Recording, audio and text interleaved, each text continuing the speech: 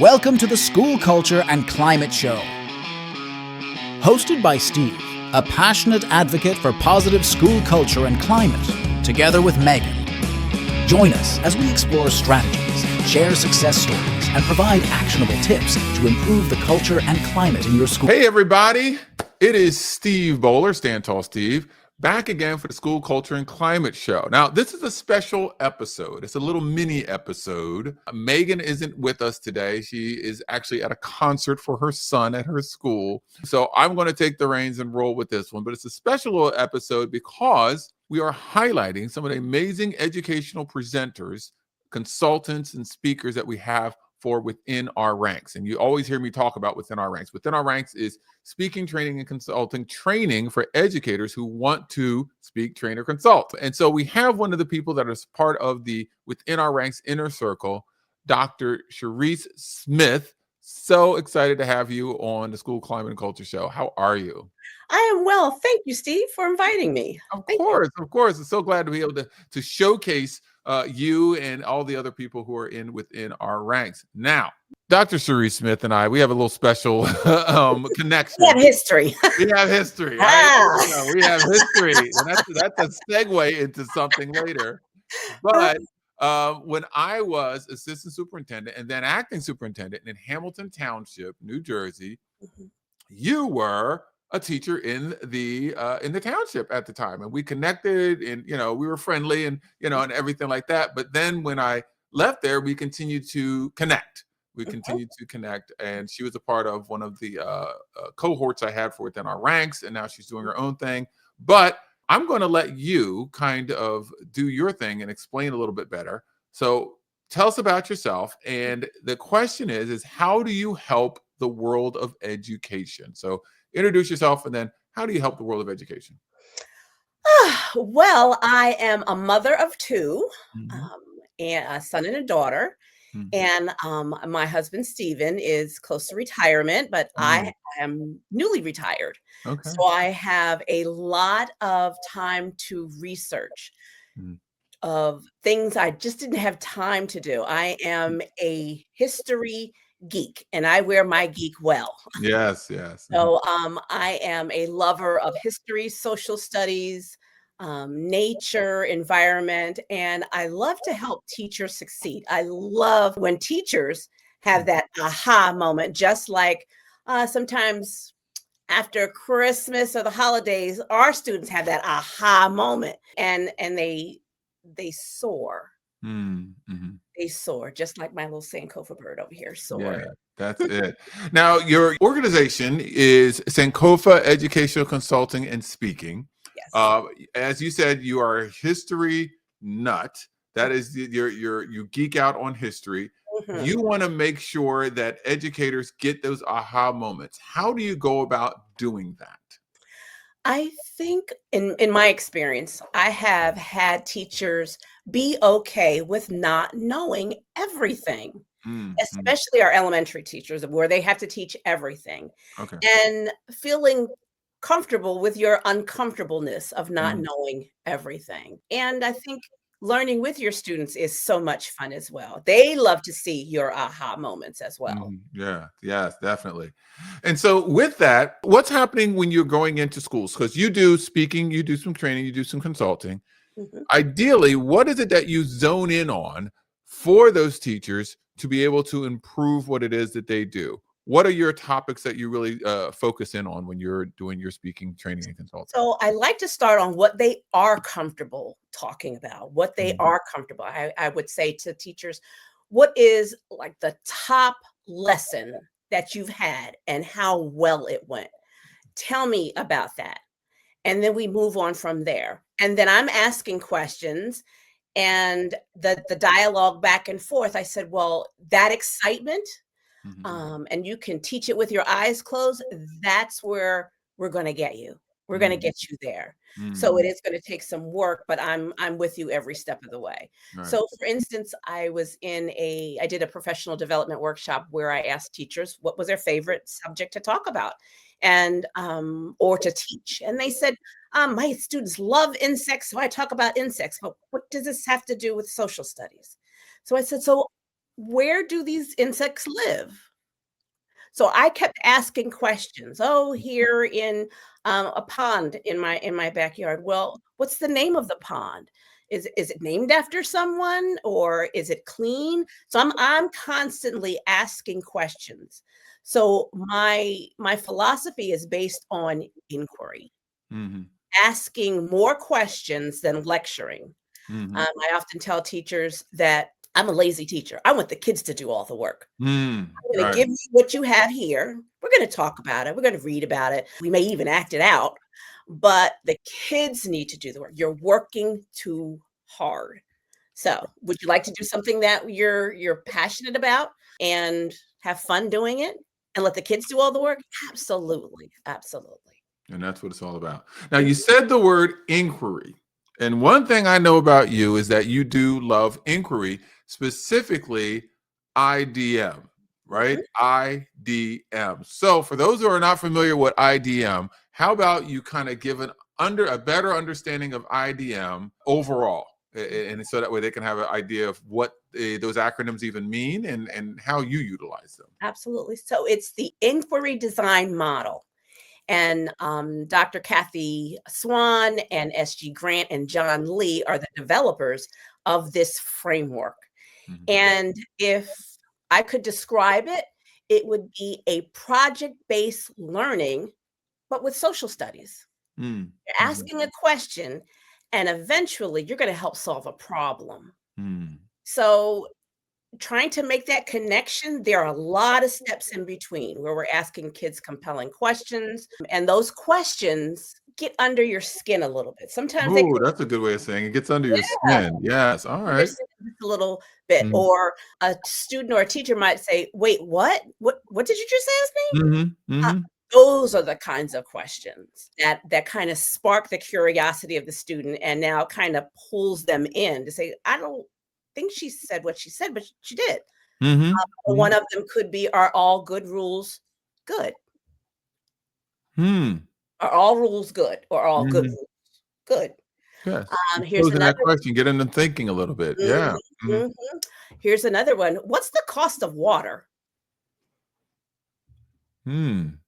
Well, if you go to the corner store and get a bottled water, well, what if you get a big bottle? What if you got a gallon? Well, water's right out there. Well, you can get water from a water fountain for free. Hmm, Now you start to wonder. mhm. Yeah. Does everybody Okay. have free water? Everybody have free water or not? Yeah, Hmm. get them thinking, get them going. So, what drew you to IDM? I mean, because yeah, you seem to be on it. Yeah, so I love research, and when I was first hired, I was asked to revise the curriculum. Mhm, Sometimes social studies can be like the stepchild of the family in mhm, curriculum, and we're mhm. left to be like the last lesson taught of the day or the Yep. last 15 minutes or last 20 minutes. So Mhm, I wanted to find something that was engaging, but also pulling in civic engagement. mhm, mhm, And for students and teachers not to do this rote memorization of dates and places and things like that. So when I was introduced to history and social studies, it invoked an emotion for me. Like, mm, wow, that happened? That would never happen in my neighborhood, or that's not fair. mhm, That's not mhm. fair. So kids know fair and unfair. They know when they're being mistreated. Yeah, exactly. Especially get some middle school or some high schoolers going, right? And Mm, another thing kids like to do is they do like to argue.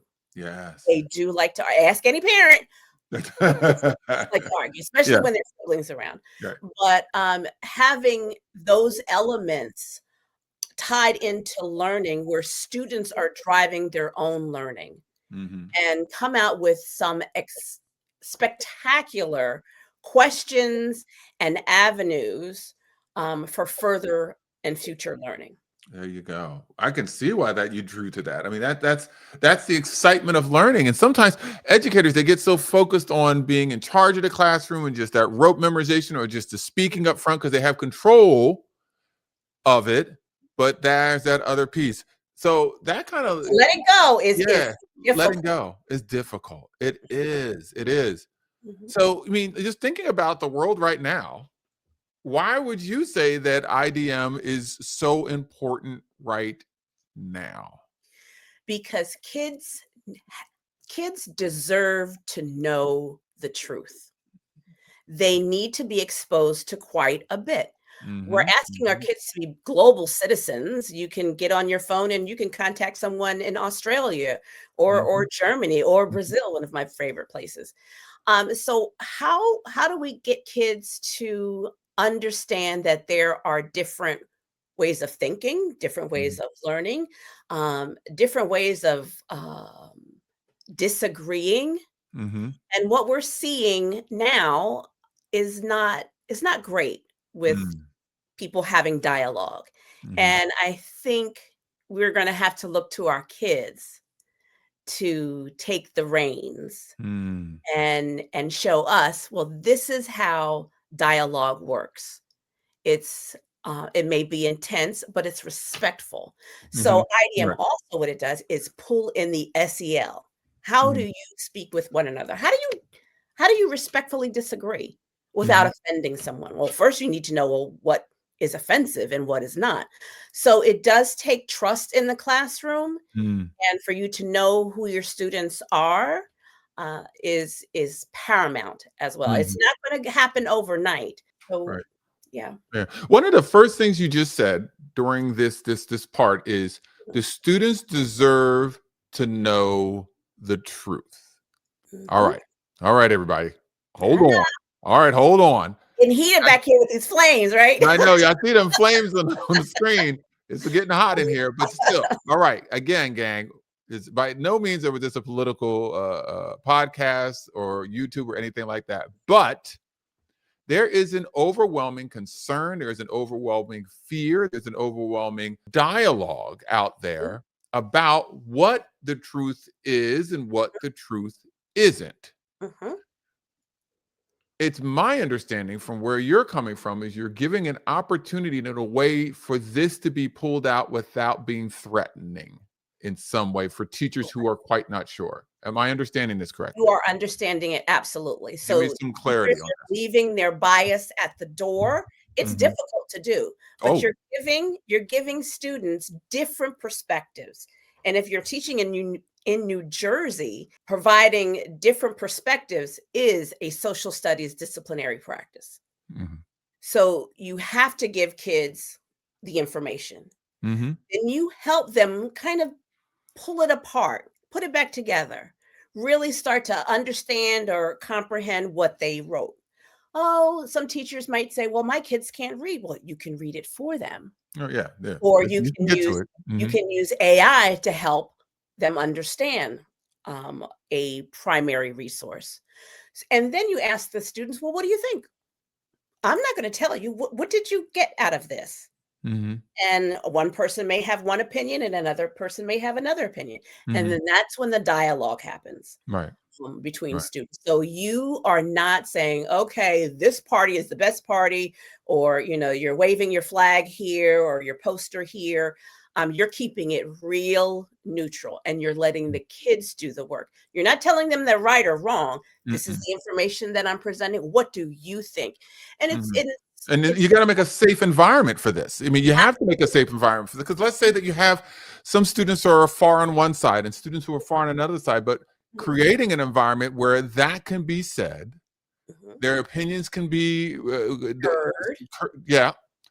heard, so that they can start thinking differently. Just hearing the other side. You don't have to agree, but let's make sure that you're heard in some way. And I love how this inquiry design model really allows for that to happen. My favorite part is the informed action at the end. Okay. Now that you have this information from this side, you have the information from this side, and there's been some dialogue and some arguments and claims that were made. Now what do you do? Does that sit on the shelf? Yeah. No, you have to do something with that. Yeah. You have to make a difference in your classroom, in your school, in your neighborhood, and even globally. Yes. I love that. I love that. Now, I know that there's going to be pushback, right? There's going to be pushback. Some educators may have some issues with that. How do you handle that? How would you handle, like, when you go and you do your presentations and you're getting some pushback? Give me an example. Tell me something. So during one professional development, I had a teacher say, second grade teacher, Dr. Smith, I want to talk to you about the featured sources, or these are the resources that I gave to a second grade class using, it was a geography inquiry. And I asked the teachers to show students a population density map. And she said, Dr. Smith, this is a our kids won't know this. They don't know what it is. I said, well, tell them. Tell them. You don't have to go so deep. You can skim the surface. Pull it up. Here it is. Here's what the yellow circles mean. This is what the white part means. Okay. She said, okay. Then she tried it. She said, I went out on a limb. I tried it. My kids understood it. I said, okay. She said, and then the kids they showed the map of New Jersey. The kids wanted to see another state. Oh, let's pick Utah. So she showed Utah's population density map and New Jersey. And she just sat and waited. So that's another thing. Yeah. That processing, they got to wait. Let it, okay. Let it marinate. Marinate. Let it marinate. I know you know about marinating. Yes. Let the sauce get into it. Marinate. And it seems like it's forever. But the kids said, well, wait a minute. It really doesn't matter if the state is really big. It doesn't mean that they have a lot of people there. This is going back to what you first said. Why are you working so hard, teachers? Why are you working so hard? Put it up there, sit back. Let them ponder. And as they get things, as the educator, you're sitting there simply going, absolutely. Look what I've done. Yes, right. And it's hard to pull back and and then start jotting those questions, and then to push it even further. Well, how do you know that? Prove it to me. Make a claim that New Jersey has more people in it than Utah. Yeah. Second grade. They can do this. It's totally possible. They can do this. They can do this. So the worst thing you can do with inquiry is not try. That's it. Not try. You can choose an inquiry that might be just a little innocuous, like maybe maps and globes, or something with geography or your environment, or maybe even science or math. Yeah. I've had art teacher. No, it was art. It was the music teacher. And so he said, well, what can I do with it? I said, well, what's a problem that your school has? He says, well, we don't have a school song, or we have a school song, but I don't think our kids are going to understand it. So he started an inquiry using music and had the kids look at the sheet music. They pulled apart the lyrics, tried to understand what the lyrics were, and then they created their own song to share. So it was there wonderful. You go. It can be pulled in half so many different pieces. I love it. And that's what you're doing. You are going into schools. You're providing them speaking, some training, some guidance, consulting to help educators open their mind, develop that inquiry mindset, pull it out through social studies, through history in a safe way, in a safe environment, and stop working so hard. Stop working so hard. I even had teachers say, well, this takes a long time. It's taking a long time. You don't have to go so deep. One classroom, they were talking about trading in North America during the early years, and the trappers and the explorers. And they were talking about the beaver sales, beaver pelts. Kids didn't know what a beaver was. So these are our district has a lot of children who are migrating from other places. They had no idea what a beaver was. So the teacher said, well, I've got a beaver glove at home. Let me bring in the beaver glove. Yeah. So then the students started asking more questions. Well, you mean they're skinning the beavers and they're using them for Oh, so then Yeah. more questions start coming up. Yes. Was it fair to the beavers? Was it fair to the beavers? All right. Yeah. Oh, beautiful, beautiful. Well, hey, I have two final questions. I'm going to give you the last question first, and then we'll go to the question before that. So we'll Quentin Tarantino this kind of a thing. The last question is, how do we get a hold of you? How do we get connected with you? But the question before the last question is, what's one thing, one concept, one understanding, one thing that you want everyone who's listening, who's watching, to really take hold of and to understand? To be brave. Don't be afraid that you don't know everything. Mm-hmm. It's okay not to know everything. It's fine. It's fine. You can learn together with your students. Can I give you one example of a teacher that Give an example. Give an example. Not knowing everything. Okay, so I had a teacher who was writing an inquiry on the slave trade and goods in New York, and how that affected New Jersey. So she said, well, I really don't know too much. So she did some research, and come to find out, many of the goods, such as iron, which I didn't know, traveled from Barbados all the way to New Jersey, from Barbados to New York to New Jersey. Huh. And I was like, she said, oh my gosh. She said, I'm from Barbados. Oh, I've never heard this before. So let me back up. My caution is to beware of the rabbit hole. Okay. Because once you dive in, sometimes it's hard to pull yourself out. Okay. She's now the expert in Barbadian trade. trade. Barbados trade and iron. That's it. Yes, I had no clue. Neither did she. And she was afraid that she didn't have enough of the content knowledge to write this inquiry. And she did. And she did. So Don't be afraid. Just do it. It became relevant to her. And you were saying before, be happy again in your teaching. So this is one way of making it happen. All right. Our last question is, how do we get a hold of you? How does educators, schools, and such get you to come in?